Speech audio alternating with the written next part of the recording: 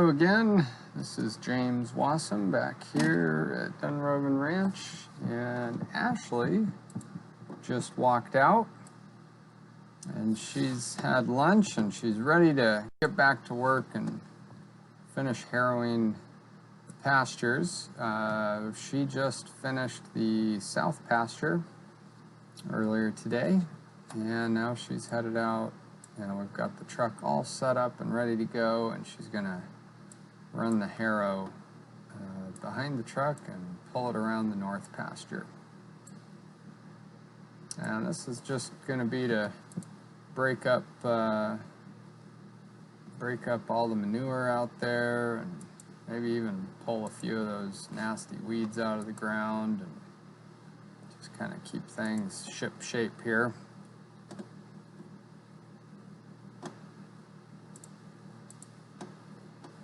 And this is, again, this is Ashley's third day driving stick shift. So we did a little lesson earlier today with her learning how to drive the truck a little bit and trying to get used to the feel of the clutch, how to make it all go. And now that she's kind of starting to get the hang of things, she'll be back after it. And fortunately, with running the harrow like this, it can be very slow, and you only have to be in first gear for this. So we'll get her out there on the road and maybe in the larger winter pasture, and we'll get her used to doing some upshifting, downshifting. We'll kind of teach her a few extra things. But right now she's just taking it nice and easy and figuring out how everything goes there, and it looks like she got it on her first try. So she's in first gear, cruising along. She's gonna find the edge of the fence line there. And you can see that we've got a couple bales of hay strapped down. There are some boards underneath the hay just to keep the hay directly off of the cage for the harrow. And so they're strapped down on there, and that gives us the nice weight that we need to really keep it firmly planted on the ground and break up all the manure clods and everything. So anyway, pretty good deal there.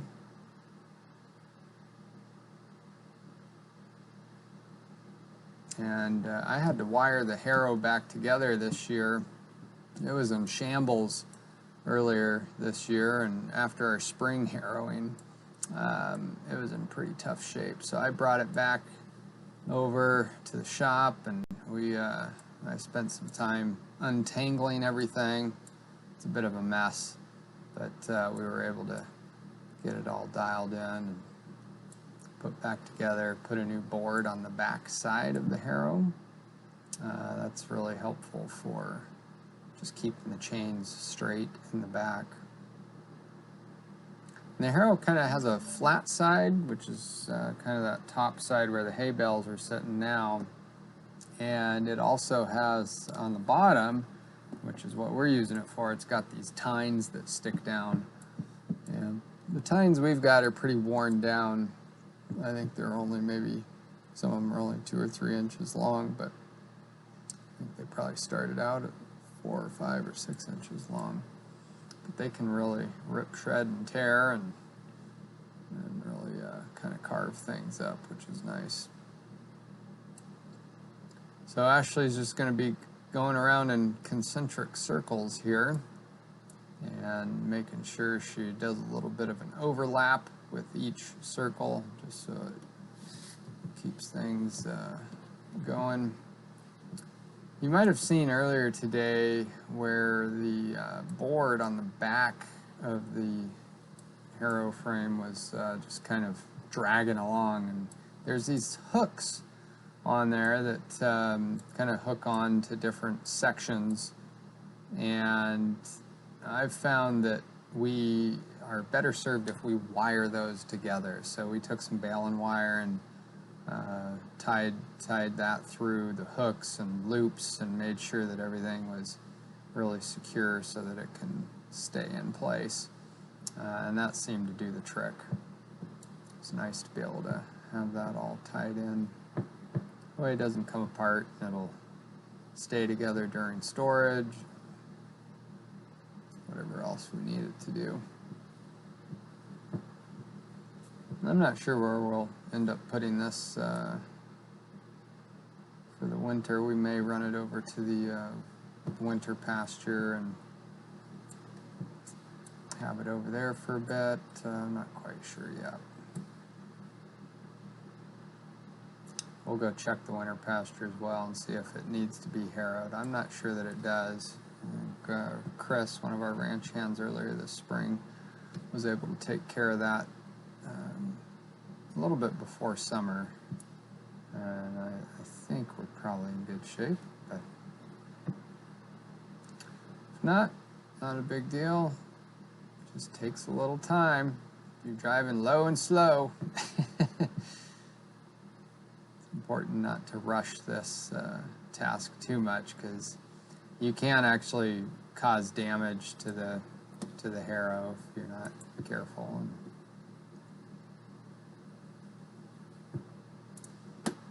it's just best to take your time. And if you're running a tractor like a lot of farmers would, then it'd be going pretty slow to begin with.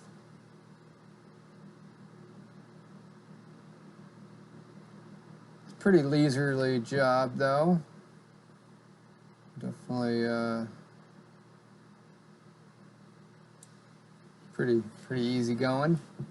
Turn the radio on, listen to some tunes, listen to a podcast or something, and just cruise around in circles. As these circles get tighter and tighter, you'll just have to kind of make some wider turns and do more overlaps.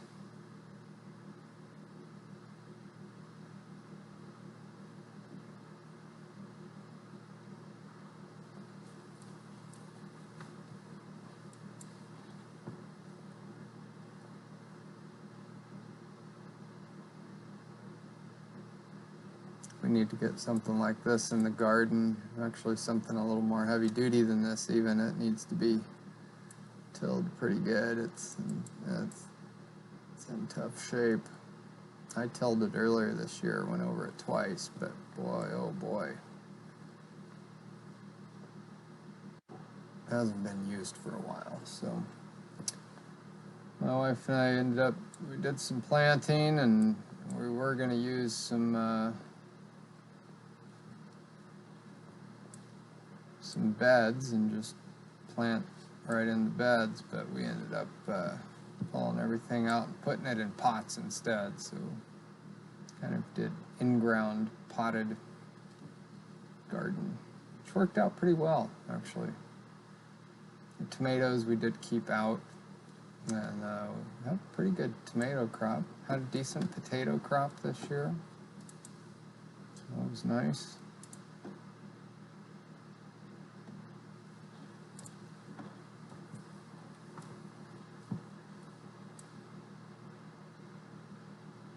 Had some radishes early on. The rhubarb ended up getting away from us, and I don't think we got any of that harvested. That was unfortunate. But these things happen. Sometimes the season sneaks up on you around here.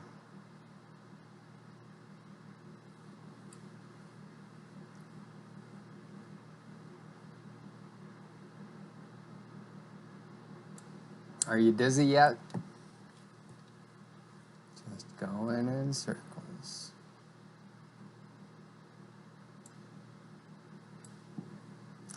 That old ranch truck has served us pretty well.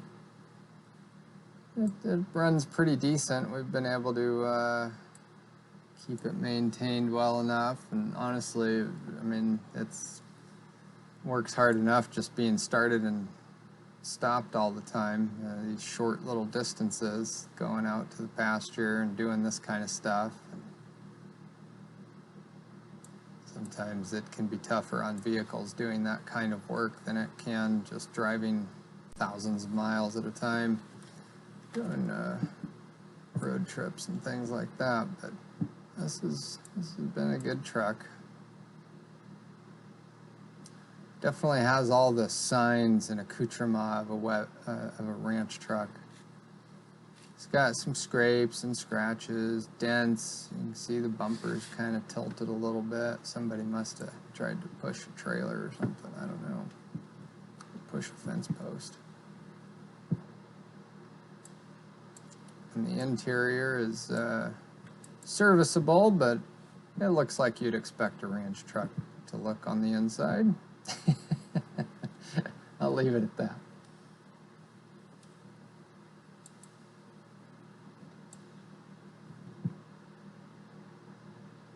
It does have a gooseneck ball in the middle of the bed there, so that we can hook up to one of our trailers and haul it around, so that's nice.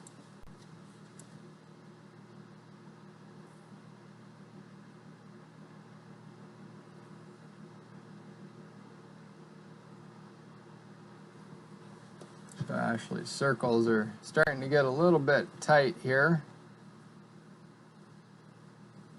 She'll end up having just a little more up than she might be used to, but she's making good progress. This is a much smaller field. I did take the dimensions of this pasture not too long ago, and it's just shy of 1 acre. I think it's 0.96 acres, something like that. 0.94 might be the exact fence line. The Dunrovin property line actually extends just beyond those trees, and so those trees are actually on Dunrovin property, but our fence line is just this side of them. So we're gonna have to rebuild that fence here in the near future, so I have a feeling we'll probably be pushing it a little bit farther out and try to extend to our actual property line. I was out fixing fences on Sunday, and boy, there's not much fixing can be done on that far west fence. There's several posts that are starting to be rotted out, and we've gotten things patched together all right, but I think this is going to be the last winter for that fence.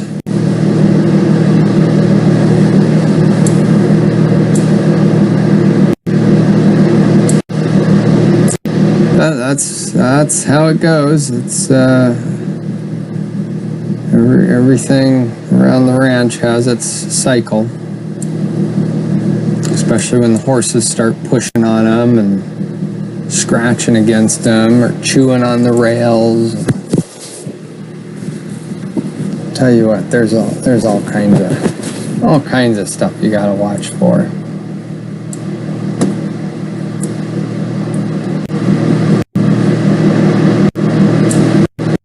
So Ashley is about ready to finish up. I'll be heading out there, and we'll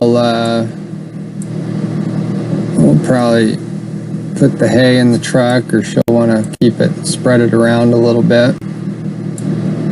But we'll go ahead and clean things up, and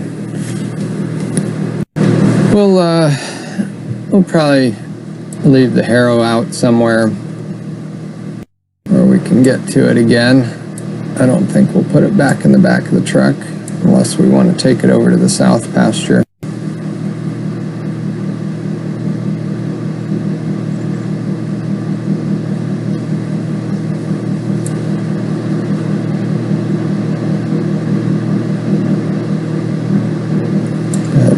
I like how the fields look when they're all freshly harrowed. They look like somebody had intentions, you know, when they cleaned this up. So it's nice to have it all cleaned up, and all the manure spread out, broken down.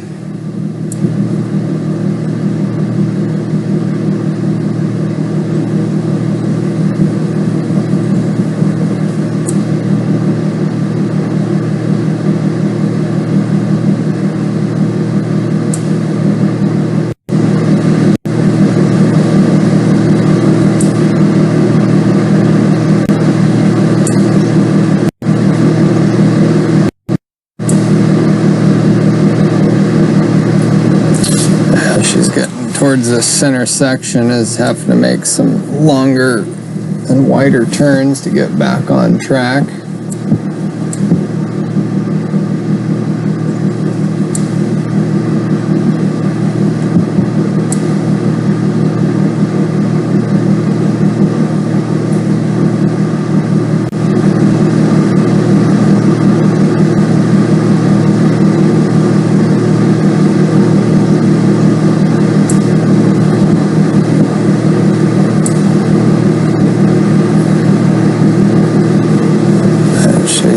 Doing great. We'll have to do some more truck driving lessons here before winter hits and make sure she's all up to speed on being able to feed the herd and keep them going this winter. We're gonna probably keep several horses here at the ranch. I don't think we'll move all of them over to the winter pasture, but be kind of a shift in the feeding patterns here this year, I think, compared to years past. But if you're brand new, it's all new to you, so I hope you're able to stick around and enjoy the fun with us as we figure out what we're doing. It's always an adventure.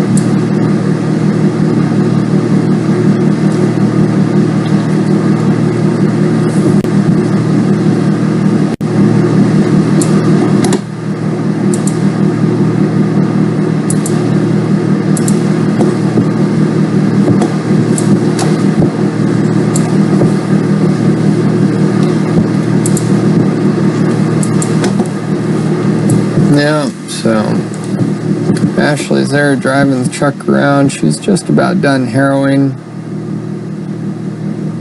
I'll be leaving the tech booth here shortly and we'll head out and start putting stuff away. We're going to be getting ready for an interview with Colleen. She's one of our ranch hands here that's been here this summer. And Paula will be here interviewing Colleen, and the Paula's Curiosity Corner is going to be kind of the name of the episode, I think. This will be the first one where Paula finds something interesting to talk about or show us. And today it's going to be all about Colleen. So Ashley might be getting herself in a bind here. She's going to be hollering for me to come out and help out if she doesn't get that corner made, but she did great. That was good. All right. Now she's got one or two more passes, and I think she's in great shape. And I'll go out and we'll start opening gates and bring the truck back in where we keep it. So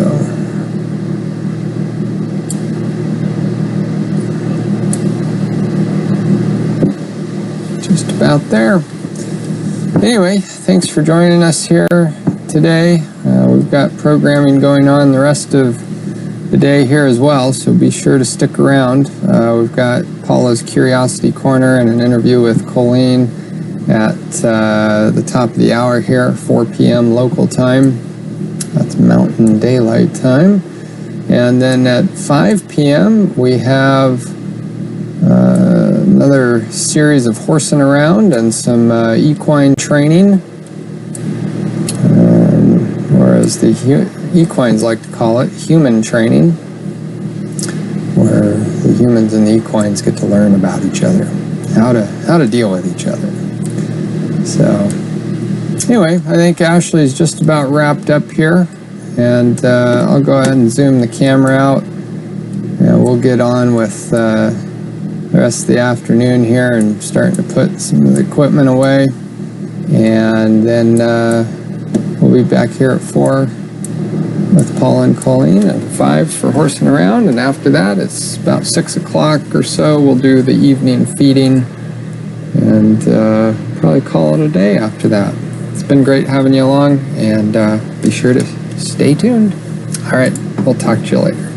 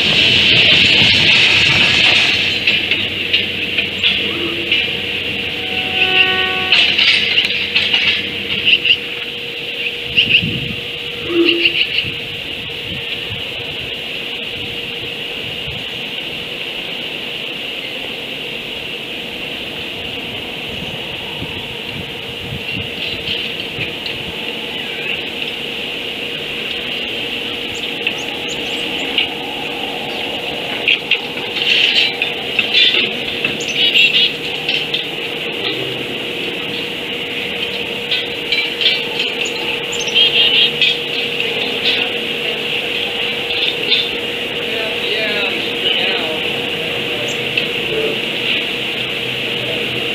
now.